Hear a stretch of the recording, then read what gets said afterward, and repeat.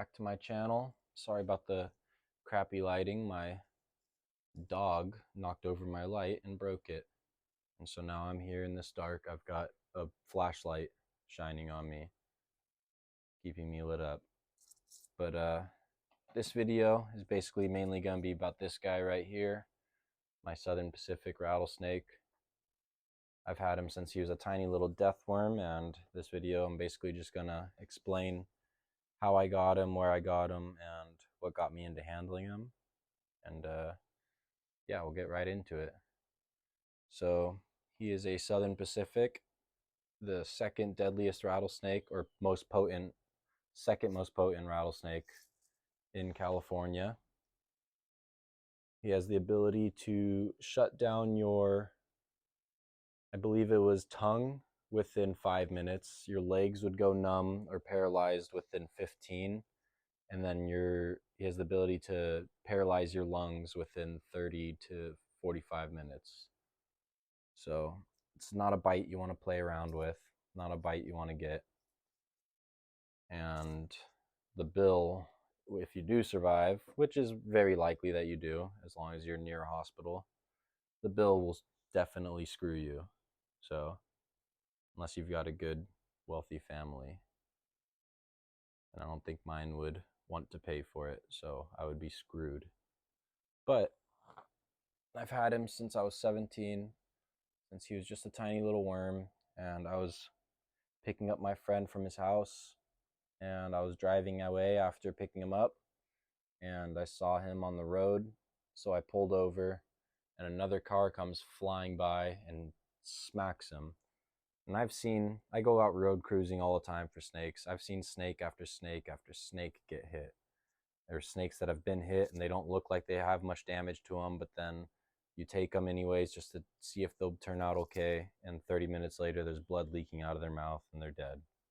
So I was like, you know what, he's probably gonna die, but it looks like it barely clipped his rattle and took off whatever rattle he had, and he looks fine other than that. So he's a pretty damn lucky snake, and I was like, you know what, maybe he'll be a lucky snake for me and I'll take him home. And so I took him home, put him in a little 10-gallon. And I've been around rattlesnakes before, but this rattlesnake was just different from the ones that I've ever been around. Every rattlesnake I'd been around before then, you walk in the room and that thing starts rattling, or you come near it and it starts rattling. Any sort of movement and it starts rattling, it cocks up, it's ready to kill you. This guy, I walk in the room and he comes out of his coil to slither up to the glass and check me out. He was always just so curious and would follow my finger around, and you'd say like, yeah, it's your heat signature, he's hungry or whatever, but I would feed him like 2 or 3 mice, and the next day and he's ready to go for it again. He's just following my finger. Maybe it is a hunger response, but he always just seemed super curious. So one day I just threw on the gardening gloves and I said, fuck it, I'm gonna hold him. And yeah, that's when the addiction started. Ever since then, I've wanted to hold rattlesnakes and hold venomous snakes and just be around them and work with them. And I've been holding this guy ever since, just getting him as nice as possible. He's about almost 6 years old now. He's like 5 to 6 years old. So he's got another good old 15, 20 years left on him. He should be puppy dog tame soon, even though he's already pretty good. He rarely rattles at me. But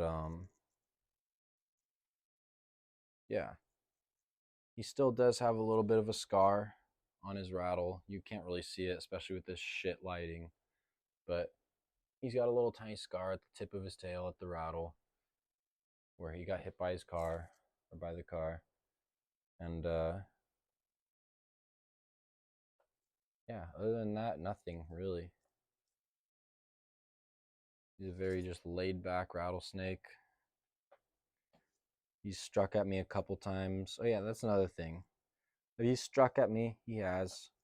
But the times that he has struck at me are times that I have been doing things that are stupid and 100% should have gotten me bit. And that's partially what makes me so confident in handling him, because you have to think, I got this when I was 17. I was not completely sober, and I was making a lot of bad decisions with alcohol and other stuff. So you can imagine mixing that with a deadly rattlesnake usually isn't the best idea. And I am very lucky that I didn't get bit in doing some of the things that I did. But maybe I'll put out the videos of some of those things, but at the moment I'm not going to, because they may make me cringe to watch them. I look back at them and I'm like, God, how did I not get bit? Like, what was I doing? What was I thinking? I could have just screwed myself over, but I didn't. So that's partially what makes me so confident in handling him and taking some risks that I take with him, like letting him go up my sleeve, even though he can see my heat signature right through that sleeve. He could bite right through it. I still let him do it sometimes because I'm confident that he is a relaxed snake that has no want to bite me. Oh, sorry, I didn't mean to poke you. Even that, he didn't even really rattle. I poked him in the face. He's such a relaxed snake, and it's just all depends on how you're able to read them, how you're able to work with them, and just be slow with them and calm. And he's just his individual in himself. He's just a calm snake. So it's all those things that put together that allow me to get away with handling him like this. But yeah, that's about it. Hope you enjoyed. Hope see you in the next video. Um, I should have another video out by like Tuesday, Wednesday, on all of my animals. This one's just mainly this guy because I get asked all the time on why I enjoy holding my rattlesnake, and yeah, it's because I'm addicted, and it's an adrenaline rush. But other